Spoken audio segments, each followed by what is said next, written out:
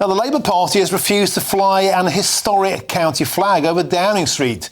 Look at it, majestic, the flag of Middlesex, which apparently celebrates the British battle against Napoleon. The Middlesex flag won't fly over Downing Street this year to mark the celebration because, well, they just don't like the look of it. Let's get into the reasons why, and I'm joined in the studio by the Shadow Paymaster General, Richard Holden, MP. Richard, pleased to have your company.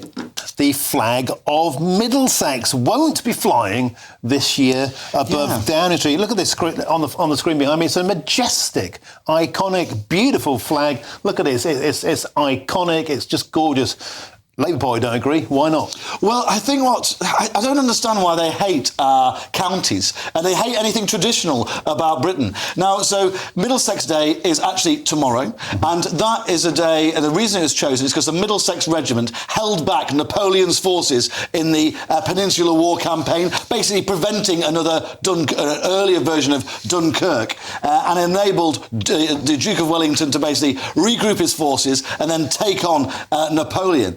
And they've cancelled flying these county flags. Now, in the last Conservative government, one thing we did do was to really try to celebrate some of our counties. So we actually had the flag flying from Downing Street every year on county flag days. And I think it's a nice thing to do to celebrate our traditional counties. You know, the Essex flag is not dissimilar. We don't have the crown on ours because we've obviously not got a capital city in the middle. But we've got the three Saxon knives there, which I think is, you know, there's a real symbol of this part of the country, a real symbol of our Anglo-Saxon heritage. And that's a lot of these flags have nods to those heritage things. Think of the County Durham flag as well, has got the St Cuthbert's cross on it. You know, a lot of these things have got real links into our traditions as a country. And it's just, it saddens me that Labour are happy to fly whatever woke flag comes off the production line, but when it comes to our traditional county flags, they're just not interested. Yeah, the holy flag of pride seems to be ubiquitous across town halls, across governmental buildings. Is it also being taken down because it might offend the French?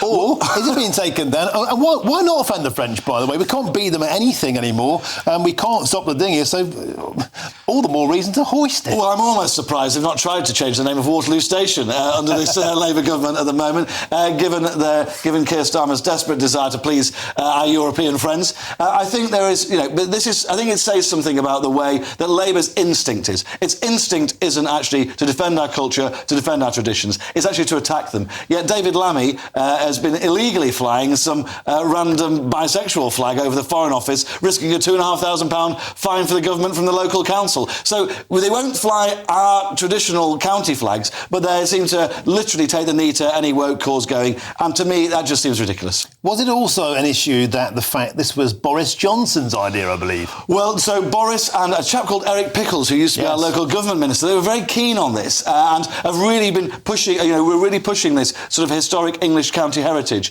And I think it's something that, you know, we should have, you know, it was great to really start to push and to continue, especially in a time when I think so much of our heritage has been under attack.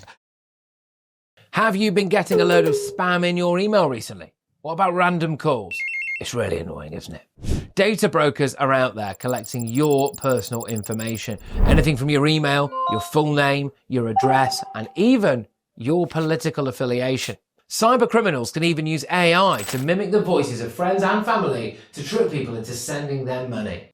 And it gets even worse. People out there are getting huge loans taken out in their names without even knowing about it. But don't worry, because the sponsor of this video, Incogni, can help. They reach out to the data brokers on your behalf and request that your information is removed from their databases. Incogni continues to make sure that your data is removed automatically from the internet via repeated removal requests. So, how can you get started? Well, step one, hit the link in the description. Create an Incogni account and tell us whose data you'd like removed. Step two, grant Incogni the right to work on your behalf. Step three, sit back, relax, and watch Incogni work. They will update consistently so you know when your data has been removed.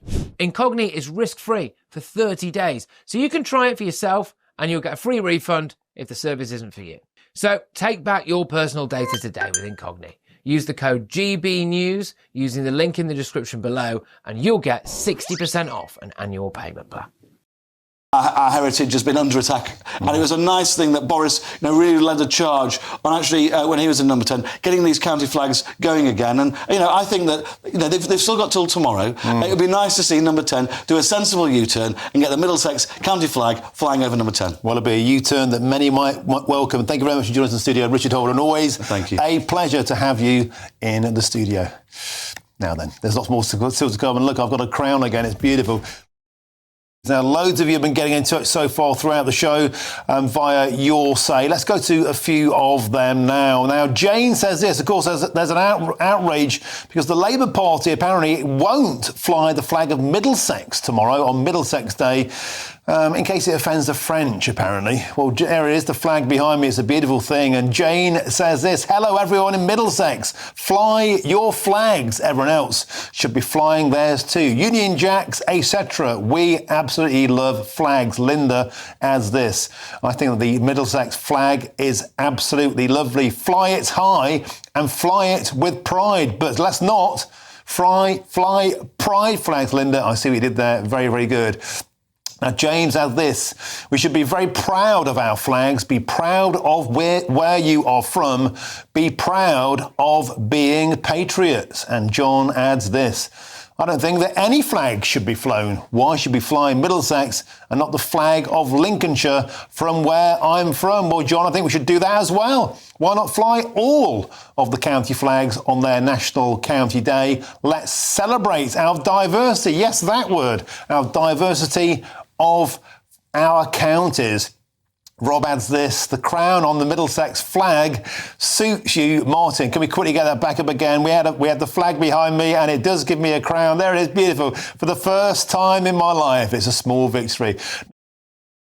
Can I ask you about Sir Keir Starmer's trip to Albania, launching the tough new return hubs, the containment centres, but there has been a bit of a fly in the ointment. For starters, the Albanian Premier said he won't even take one in the country, and it's been slammed, as you'd expect, by the political right. Suella Braverman, Lee Anderson, calling it a watered-down Rwanda. It's also not liked on the left. Diane Abbott hates it, and Amnesty International are calling it a harmful distraction. Does it have any teeth? I mean, it's got no teeth at all. It's quite clear that what Starmer's trying to do is pivot. He's seen a disastrous local election results. He's seen his own poll ratings crash through the floor. He's seen Rachel Reeves, and the budget is an absolute disaster, costing jobs right across the country. And so he's trying to do anything to get away from all of that. So he's come up with this latest thing, which A, won't work, right? And B, he's scrapped the idea of doing this previously when he scrapped our Rwanda policy, and now he's got a civil war within his own party with his left, who say no, they don't go anywhere near this. They already hated his language from earlier this week, so he can't even take his own party with him. And I think it's just symptomatic of a Labour leader who's flailing around, does no idea what he wants to do. And actually, that it's not often I praise Plaid Cymru, but that woman in the House had him nailed on earlier this week when she said, "Is there any belief that he actually has?" And it's pretty clear that he doesn't. And that's what got under his skin at Prime Minister's questions so much yesterday. It's fair to say, though, he would say, and he's been saying it all day, that he inherited a mess from the Conservative Party. The asylum system, he says, is broken, and the hotels are full. He says he can make things better.